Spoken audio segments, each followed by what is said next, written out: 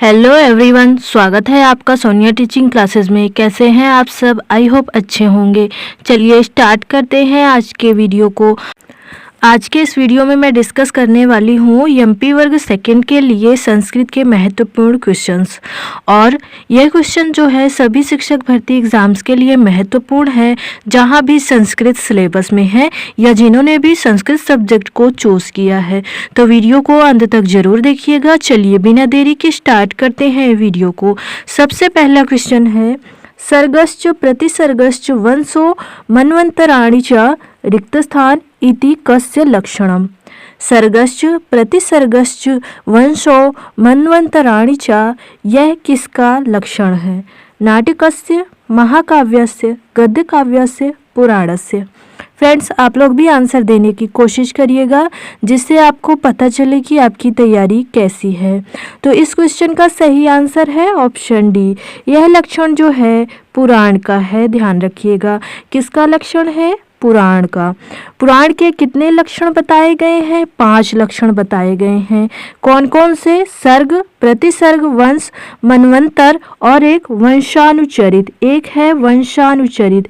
ये 5 लक्षण पुराण के बताए गए हैं, ध्यान रखिएगा। कहाँ पर बताया गया है यह लक्षण? विष्णु पुराण में एक श्लोक के माध्यम से बताया गया है। किस में बताया गया है? विष्णु पुराण में एक श्लोक के माध्यम से बताया गया है। श्लोक क्या है? सर्गश्च प्रतिसर्गश्च वंशो मन्वन्तराणि च वंशानुचरितं चैव पुराणं पंचलक्षणम। यह कहाँ कहा गया है? विष्णु पुराण में कहा गया है, ध्यान रखिएगा। क्या कहा गया है? सर्गश्च प्रतिसर्गश्च वंशो मन्वन्तराणि च वंशानुचरितं चैव पुराणम पंचलक्षणम।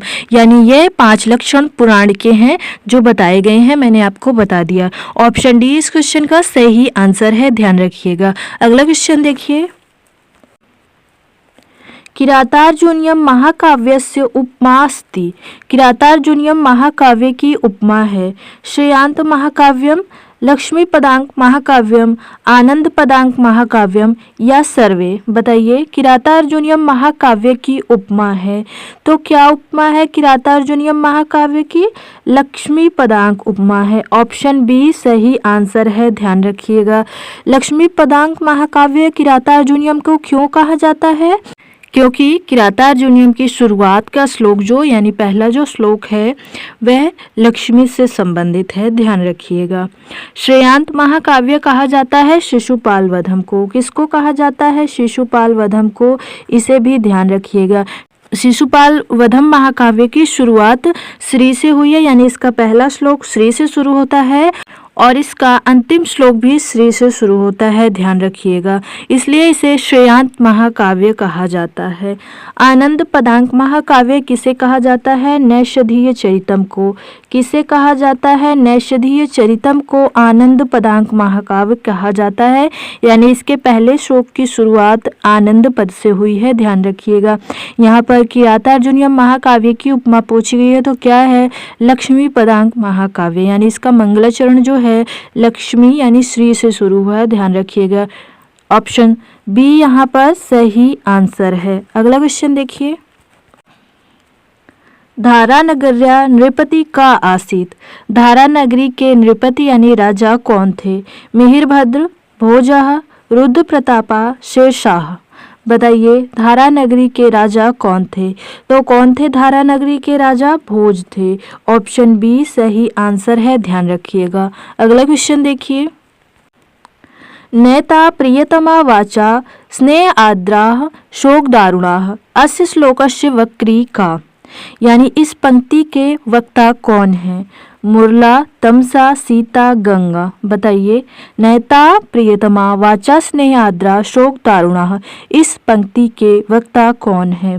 तो कौन है? तमसा है। ऑप्शन बी सही आंसर है। तमसा जो है वह सीता से यह श्लोक कह रही थी। किससे कह रही थी? सीता से श्लोक कह रही थी। यह वाला क्या कह रही थी? राम के विषय में बता रही थी कि राम अब पहले वाले राम नहीं रहे हैं, अब उनमें स्नेह नहीं है। स्नेह की जगह क्या? वह शोक दारुण हो गए हैं, ध्यान रखिएगा। यह कह रही थी तमसा सीता से। और यह पंक्ति ली कहाँ से गई है? उत्तर रामचरितम से। कहाँ से ली गई है? उत्तर रामचरितम के तृतीय तृतीय अंक से ली गई है, तृतीय अंक से ली गई है, इसे भी ध्यान रखिएगा, पूछा जा सकता है। ऑप्शन बी सही आंसर है। इस श्लोक के वक्ता है तमसा। अगला क्वेश्चन देखिए। पंडित अंबिकादत्त व्यासस्य पितुः नाम किमासीत्। पंडित अंबिकादत्त व्यास के पिता का नाम क्या था? दुर्गादत्ता, सोमदत्ता, दुर्गा प्रसादा, सोमदेवा। बताइए, पंडित अंबिकादत्त व्यास के पिता का नाम क्या था? तो क्या था? दुर्गादत्त था। ऑप्शन ए सही आंसर है, ध्यान रखिएगा। इनकी सबसे प्रसिद्ध रचना कौन सी है? शिवराज विजयम। कौन सी है? शिवराज विजयम जो है यह इनकी सबसे प्रसिद्ध रचना है, ध्यान रखिएगा। वैसे तो इन्होंने 78 रचनाएं लिखी हैं, लेकिन उनमें जो सबसे ज़्यादा प्रसिद्ध है वह है शिवराज विजयम। और इनका जन्म कहाँ हुआ था? कभी कभी यह भी पूछ लिया जाता है। जन्म कहाँ हुआ था? जयपुर। जयपुर में राजस्थान में हुआ था, ध्यान रखिएगा। जयपुर राजस्थान में इनका जन्म हुआ था। और इनके पितामह यानी दादा का नाम क्या था? यह भी ध्यान रखिएगा, राजा राम था। राजा राम इनके दादा का नाम था, यानी पितामह का नाम था। इनके पिता का नाम दुर्गा दत्त था। ऑप्शन ए सही आंसर है, ध्यान रखिएगा। सभी पॉइंट्स ध्यान रखिएगा, इम्पोर्टेंट है, आपसे कुछ भी पूछा जा सकता है। अगला क्वेश्चन देखिए। महीभुजा कुत्र प्रविश्य वचः आचक्षे। कृष्णासदनम कोप मंदिरम अंतःपुरम। बताइए, यहाँ पर हमें कुत्र की जगह बताना है कि यहाँ पर क्या आएगा। तो यह पंक्ति किस पद से पूरी होगी? कृष्णासदनम से। ऑप्शन बी सही आंसर है। महीभुजा कृष्णासदनम प्रविश्य वचः आचक्षे। यह पंक्ति ली कहाँ से गई है? किरातार्जुनीयम से ली गई है। किरातार्जुनीयम से ली गई है, ध्यान रखिएगा। और इसका अर्थ क्या होता है? कृष्णासदनम का द्रौपदी भवन। इसका अर्थ क्या होता है? द्रौपदी भवन। यह प्रसंग तब का है जब वनेचर आता है और राजा युधिष्ठिर को दुर्योधन के द्वारा जो प्रजा पर अत्याचार किए जा रहे थे उनके बारे में बताकर चला जाता है। तब राजा युधिष्ठिर कृष्णासदनम यानी द्रौपदी भवन में प्रवेश करके उस विषय में रानी द्रौपदी और अपने भाइयों से वार्तालाप करते हैं।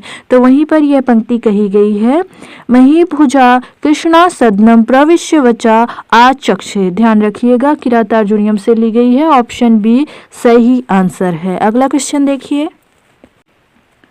कस्य नाटकस्य मंगलाचरणे पात्राणां नामोल्लेखोऽपि वर्तते। किस नाटक के मंगलाचरण में पात्रों के नामों का भी उल्लेख है? बताइए। अभिज्ञान शाकुंतलस्य, स्वप्न वासवदत्तस्य, उत्तर रामचरितस्य, मुद्रा राक्षस्य। बताइए, किस नाटक के मंगलाचरण में पात्रों के नाम का उल्लेख भी है? तो किस नाटक के मंगलाचरण में है? स्वप्न वासवदत्ता के। ऑप्शन बी सही आंसर है। यह नाटक है किसका? महाकवि भास का है, ध्यान रखिएगा। भास के 13 नाटक हैं, उनमें से एक है स्वप्न वासवदत्ता जो कि प्रमुख नाटकों में गिना जाता है। ऑप्शन बी सही आंसर है। स्वप्न वासवदत्ता नाटक के जिस मंगलाचरण की बात हो रही है उसे एक बार आप समझ लीजिए, कैसे इसमें पात्रों के नाम का उल्लेख है, समझिए। उदयन वेन्दु सवर्ण वासवदत्ता वलो वलस्यताम, पद्मावतीर्ण पूर्णो वसंत कमरो भुजो पाताम। क्या है मंगलाचरण?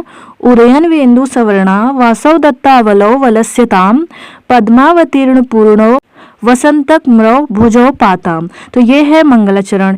इसमें उदयन की बात भी हुई है जो कि नायक है स्वप्न वासवदत्ता का, और नायिका वासवदत्ता की बात भी हुई है। सह नायिका पद्मावती का भी उल्लेख हुआ है और विदूषक वसंतक का भी उल्लेख हुआ है इस मंगलाचरण में। तो इसीलिए ये थोड़ा अलग है, तो पूछा जाता है, इस तरह से भी क्वेश्चन बनता है। ऑप्शन बी सही आंसर है, ध्यान रखिएगा। अगला क्वेश्चन देखिए। धारानगरी कुत्र अस्ति। धारानगरी कहाँ है? उत्तर प्रदेशस्य मालव क्षेत्रे, गुर्जर प्रान्तस्य मालव क्षेत्रे, मध्य प्रदेशस्य मालव क्षेत्रे, एतेषु किंचन अपि नास्ति। बताइए, धारानगरी कहाँ है? तो कहाँ है? मध्य प्रदेश के मालव क्षेत्र में धारानगरी है।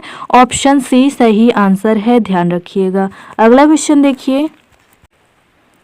फ्रेंड्स, अगर आपको वीडियो पसंद आ रही है तो वीडियो को लाइक कीजिए, अपने दोस्तों के साथ शेयर कीजिए और चैनल को सब्सक्राइब कीजिए। अगला क्वेश्चन है, चित्रा अलंकाराणाम प्रथम प्रयोक्ता आसीत्। चित्रा अलंकार के प्रथम प्रयोक्ता यानी चित्रा अलंकार को प्रथम प्रयोग करने वाले कौन थे? कालिदास, भास, माघ, भारवी। बताइए इनमें से कौन है जिन्होंने चित्रा अलंकार का पहली बार प्रयोग किया था? तो किसने किया था? महाकवि भारवी ने किया था।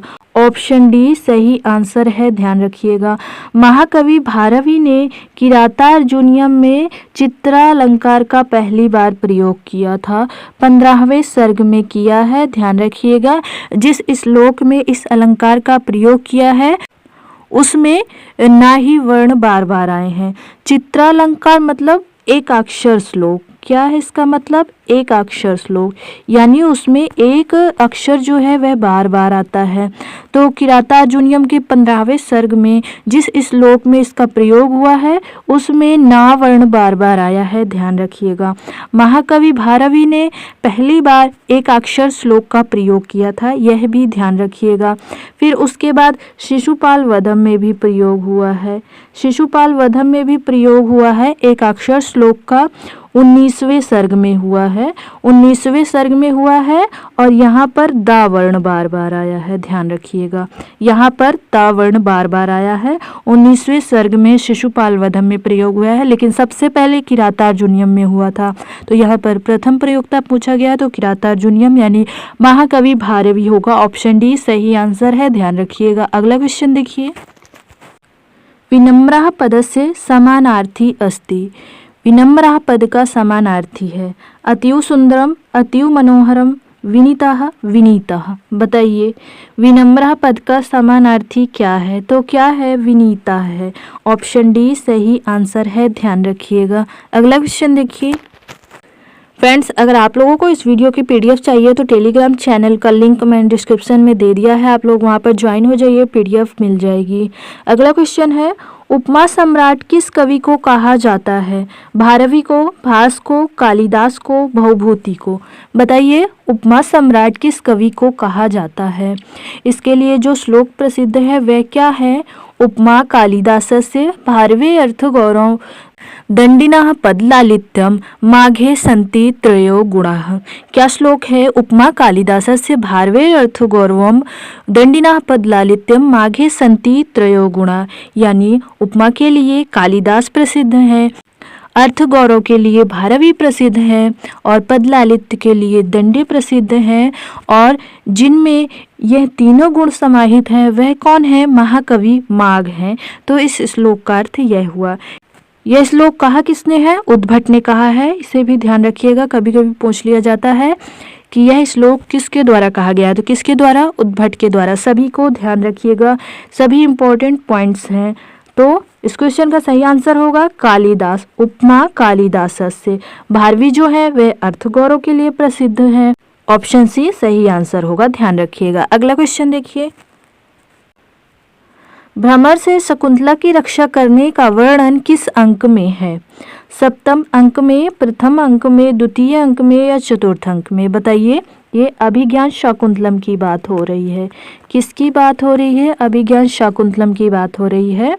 भ्रमर से शकुंतला की रक्षा करने का वर्णन किस अंक में है? तो किस अंक में है? प्रथम अंक में है। ऑप्शन बी सही आंसर है। भ्रमर बाधा का वर्णन प्रथम अंक में है, ध्यान रखिएगा। अभिज्ञान शाकुंतलम कितने अंकों में विभक्त है? तो 7 अंकों में, इसे भी ध्यान रखिएगा। ऑप्शन बी यहाँ पर सही आंसर है। अगला क्वेश्चन देखिए, भोजस्य शिक्षा प्रियता पाठस्य अंतर्गते विप्रस्य हस्ते किम आसीत्। भोज के शिक्षा प्रियता पाठ के अंतर्गत विप्र के हस्त में क्या था? स्वर्ण पात्रम, चर्म पात्रम, ताम्र पात्रम, लौह पात्रम। बताइए भोज के शिक्षा प्रियता पाठ के अंतर्गत विप्र के हाथ में क्या था? तो क्या था? चर्म पात्र था। ऑप्शन बी सही आंसर है, ध्यान रखिएगा। अगला क्वेश्चन देखिए, दुर्लभ इदानीम में सखी मंडनम भविष्यति। यह कथन किसका है? प्रियंवदा का, अनसुया का, शकुंतला का, गौतमी का। बताइए। ऑप्शन से आप लोगों को पता चल गया होगा कि यह कथन अभिज्ञान शाकुंतलम का है। अब यह कहा किसने है यह हमें बताना है। तो किसने कहा है? शकुंतला ने कहा है। ऑप्शन सी सही आंसर है, ध्यान रखिएगा। शकुंतला ने यह कथन कहा है। दुर्लभ इदानीं मे सखी मंडनम भविष्यति। ऑप्शन सी सही होगा। अगला क्वेश्चन देखिए। प्रोषति इत्यत्र संधि केन सूत्रेण कृतः। प्रोषति यहाँ पर संधि किस सूत्र के द्वारा की गई है? वृद्धिरेचि वामदेवाच्यंग्यो घेरडिति एंगी पर रूपम। बताइए प्रोषति यहाँ पर संधि किस सूत्र के द्वारा की गई है? प्रोषति का संधि विच्छेद क्या होगा? प्रा प्लस ओषति, ओषति। तो बताइए यहाँ पर किस सूत्र से संधि हुई है? एंगी पर रूपम से। ऑप्शन डी सही आंसर है, पर रूप संधि है। पर रूप संधि है, एंगी पर रूपम सूत्र प्रयुक्त हुआ है, ध्यान रखिएगा। ऑप्शन डी सही होगा। अगला क्वेश्चन देखिए। सन इत्यत्र प्रकृति प्रत्ययोस्ता। सन यहाँ पर प्रकृति प्रत्यय है। सत प्लस ल्यूट, अस प्लस ल्यूट, अस प्लस सत्री, अस प्लस त। बताइए यहाँ पर प्रकृति प्रत्यय कौन सा है? तो कौन सा है? अस प्लस सत्री प्रत्यय मिलाकर बना है सन, ध्यान रखिएगा। ऑप्शन सी सही आंसर है। अस धातु है और सत्री प्रत्यय है। ऑप्शन सी सही होगा। अगला क्वेश्चन देखिए। पीतम अंबरम यस्य सा इति विग्रहे समासा भवति। पीतम अंबरम यस्य सा, इस विग्रह में समास होता है। वर्णो वर्णेन सूत्रेण, उपमानानि सामान्य वचने सूत्रेण, अनेक मन्य पदार्थ सूत्रेण, विशेषणम विशेष्यण बहुलम सूत्रेण। बताइए यहाँ पर यह जो समास विग्रह दिया हुआ है इसके लिए कौन सा सूत्र प्रयुक्त हुआ है? बताइए तो कौन सा सूत्र प्रयुक्त हुआ है? ऑप्शन सी अनेक मन्य पदार्थ सूत्रेण। ऑप्शन सी यानी बहुव्रीहि समास की बात हो रही है। बहुव्रीहि समास यहाँ पर प्रयुक्त हुआ है। इसका समस्त पद क्या होगा? पीताम्बरा होगा, ध्यान रखिएगा। समस्त पद पीताम्बरा होगा। समास विग्रह है पीतम अम्बरम यस्य सः। सूत्र कौन सा है? अनेक मन्य पदार्थ सूत्रेण, ध्यान रखिएगा। ऑप्शन सी सही होगा। अगला क्वेश्चन देखिए।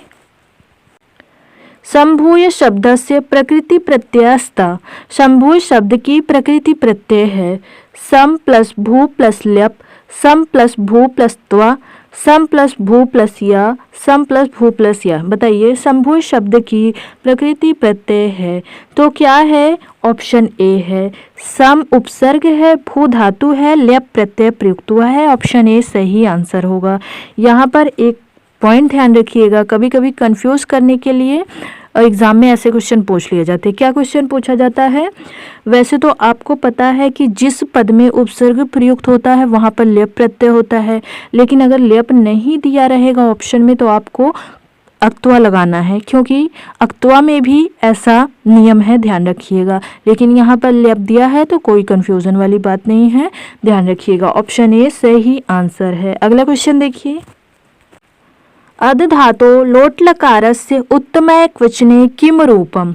अध धातु लोट लकार के उत्तम पुरुष एक वचन में क्या रूप होता है? अमी, अदाम, अदानी, अवाम। बताइए अध धातु के लोट लकार के उत्तम पुरुष एक वचन में क्या रूप होता है? तो क्या रूप होता है? अदानी होता है। ऑप्शन सी सही आंसर है।